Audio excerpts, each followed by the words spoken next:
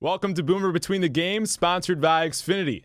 Filling in for the great Boomer Esiason, I'm DJ Sixsmith. So both these teams ended losing streaks last time out. Jim, we start things off with BU. They lost 5 in a row. They beat UNH. And then for UMass Lowell, their best offensive performance of the season, just absolutely dominated Central Connecticut State. Yeah, Joe Le'Veon Bell had his best performance of the season, over 140 yards. What was most impressive today about his game against Cleveland? Well, I think that because everybody probably knew what was coming with the Glastonbury 4-3 on the season, Hands 7-0.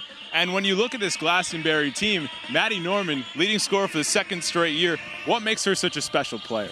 Has the skill. Now for Nanuet, normally we don't spotlight offensive linemen, but they're two of the best right now in Hudson Valley. And Daniel wants to know, who is the best wide receiver in football? Hashtag BoomerBTG. Well, Daniel, I got to say it's Odell Beckham Jr. Nobody has better dance moves. Nobody has better explosion. And ODB has 10 touchdowns since week number 4. Antonio Brown's good, but he doesn't change the game in the same way as Odell Beckham. So I'm going with the New York Giants receiver. And Jim, finally with the Europeans, they pulled to within 1 at one point.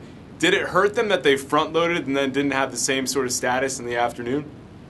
Yeah, I mean, that's a great question. Here with tonight's star of the game, Nick Whitaker, 19 points, 11 rebounds, 3 blocks. Your team is going to state championship. Describe what you're feeling right now. We're feeling very excited. Philadelphia's lost because Carson Wentz didn't play great, but the Eagles were right there. Wentz runs it in with under 5 seconds to go.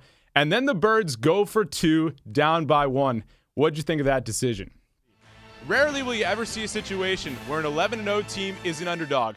We have that situation today. Let's start off with Bergen Catholic. The Crusaders have 20 wins this year. They're coming off a 20-point win in the quarterfinals over Paramus Catholic.